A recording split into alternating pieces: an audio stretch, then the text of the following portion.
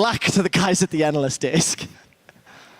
Thank you, Quick Shot. We're going to break it all down, starting with picks and bans, because we theorized a little bit, okay, what should the Unicorns of Love do? They can't tilt in picks and bans, but they have to ban out. Only one adaptation, or the most effective adaptation, I should say, Udyr, and giving Gambit the exact same comp. So what happened? I think the only thing I want to complain about before we go to the good part is like the fact that they are prioritizing Morgana over Maokai, because Maokai has proven yesterday and today that he's a strong force no matter what. But I really, really like that they put in Sion. Like, no matter how many times you gank Sion, he's always going to be Sion. The same, like, kind of theory about around Maokai.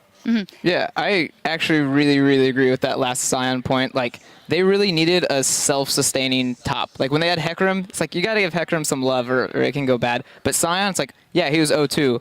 It didn't really matter. So picking like that, although they gave Gambit all the champions they wanted, which I think is really risky, I think they had way better pick and ban than first game.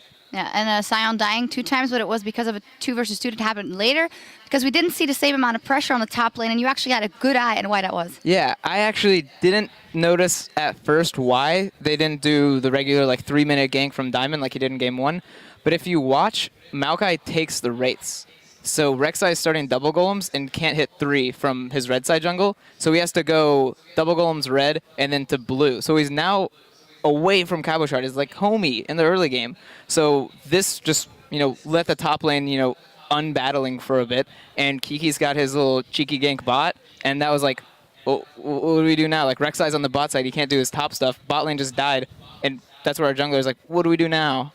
I think it's also very important to note the fact that Morgana, like Hylissang, went into the jungle at that time and saw Rek'Sai. That provides so much space for Sion at that 3-minute mark. And Udyr was allowed to kill the Scuttle Crab on the left side on the map, and Sion is basically safe. I think that was like a key point. Yeah. So Unicorns of Love also selected blue for the other games. Do you think that comes into play here? They chose to put more pressure on the bottom lane here in this case because they know that they couldn't put it on top in the game before. Do you think that will be the key, knowing that they will have the dragon control off that as well?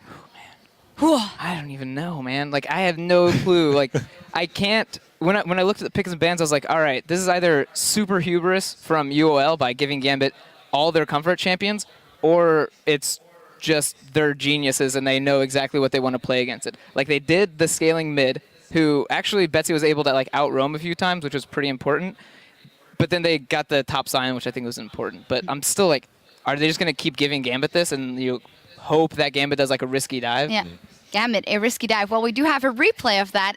Well, Gambit, the idea was good. We're going to get that up on the screen in a second. The idea was good. Top was pushing, but then they overstayed their welcome. Yeah, like if you pause it like right now, this is why I just don't like the dive. Like, let's just pretend the turret isn't there. If you look at UOL's positioning right now, they have 2 tanks in front of their AD carry. They have an Orianna next to their AD carry, and same with their support. So with an Orianna comp, this is the perfect fight. You want a 5v5, and you want to have a nice oriented team for like Orianna-oriented, like Illuminati stuff. Like, this is exactly what they want.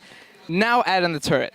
They're 2k gold behind, and this just goes terrible for them. We can start rolling the clip right now, and they want to get on VODS, but they have so much peel for them. Like, they have the tanks in front, and they have 2 supports helping them out. So now, like, Pinoy's tanking the turret because they didn't even start it correctly, and the position is just so bad. They're just trying to get kills now. This is Gambit trying to get anything they can off of this, and all UOL has to do is, hey, let's play around the turret. Hey, let's, like, protect this guy. They actually don't have to make plays right now. All they have to do is kill who's in front of them. Yeah, and right after that, actually a triple kill, I think. Power Evil even gets another kill after that, and then, as Officio said, you just skip the mid game, and all the fights after that, Unicorns of Love, even if it was a risky engage, it kind of like the opposite of what we saw in game 1, they were able to pull it out. And in a second, right after this one, I want to get up the next replay up on the screen, because in the top lane, sometimes it's a risky engage, but Udyr played it so well. It was actually very, very beautiful. We can see this. This is kind of highlights how Unicorns of Love like to play. They kind of put in this solo queue style where they just basically fight all the time. Sure, Gambit have the stronger comp, but it feels like they got a bit out of comfort after what happens at bottom. And Orianna at this point basically skipped to mid game and is directly into late game because of those 4 kills. We see Kick is playing this up beautifully. I don't even understand how he survives this. Like, he stuns up Betsy, and it just... everything just comes together, and this is something you kind of see in solo queue, and this is like what Unicorns of Love want to do. Yep, it's beautiful to watch. And if you're bad at the mid game, just skip it, but it won't happen. Then you guys were talking about how this actually just proves that they're both not particularly good at the mid game. Yeah, and I think it's really scary for Gambit right now because, yeah, they're working on their mid game. I think they're really improving it. And now they're against a team who is just like chaos in mid game. So I think they're pulling Gambit back into like their old style that they've been not practicing. So now they're playing UOL's game, and I really am not sure how they're going to be able to like come back with a solid mid game if they keep playing like this. I also want to highlight the fact that earlier on the broadcast I said that Unicorns of Love are really good at punishing mistakes, and I think the first replay really showed that. Yeah, absolutely, and it got snowballing off of that 1-on-1 all square, so it's time for us to take a break, but don't go anywhere, as it is all tied up. We'll be back in a few minutes with Game 3 between the Unicorns of Love and Gambit. For similar to comp, just have in mind that if we slow down the game and play the early, not too reckless and don't die, their siege is awful. Do it! Do it! He's going in! He's going in! Flash! Bit! Slap! Binding! Pinoy is down! Power of Evil is trying to get through the members of Gambit. Kickers now out of mana. Good job! Get him! Get him, baby! I have my scissor. He doesn't have mana. He doesn't have mana. How much mana for the second? He doesn't have flash. Just kill him. Good job! As Unicorns of Love will take down Gambit's Nexus to close this game out in definitive style.